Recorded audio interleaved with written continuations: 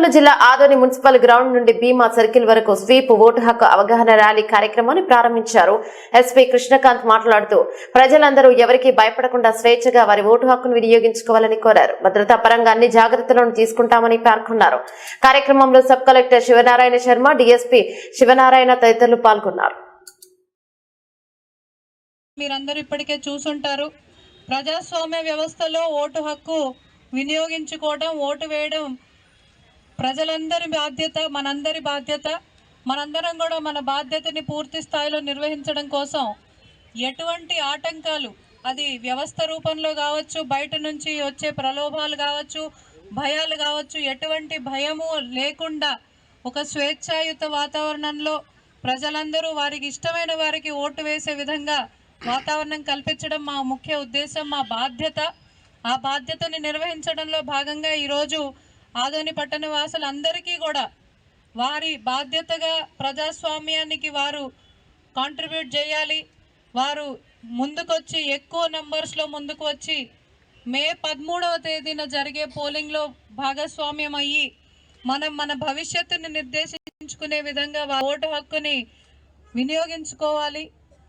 వ్యవస్థ వైపు నుంచి, జిల్లా యంత్రాంగం వైపు నుంచి ఎటువంటి అసౌకర్యాలు కూడా ఓటర్లకి కూడా కలగకుండా, అసౌకర్యంతో పాటు ఎవరి స్వార్థానికి కూడా భయం కానీ ప్రలోభాలకు కానీ లోను కాకుండా మీకు ఒక మంచి సేఫ్ ఎన్వైరన్మెంట్ కూడా మేము మీకు అందిస్తాము అనే విధంగా ఈరోజు ఫ్లాగ్ మార్చ్తో పాటు ఎలక్షన్ కోసం పార్టిసిపేట్ చేయండి అనే ర్యాలీ మనము ఈరోజు నిర్వహించుకోవడం జరిగింది. ప్రజలందరికీ కూడా అపీల్ అండి, మనం ఇళ్లలో కూర్చొని మాట్లాడటం కాదు, బయటకు వచ్చి పెద్ద ఎత్తున పోలింగ్లో పార్టిసిపేట్ చేయాలి. అందరం కూడా మన బాధ్యతను నిర్వహించాలి. దానిలో ఎటువంటి లోపాలు జరగకుండా చూసుకునే బాధ్యత మాది.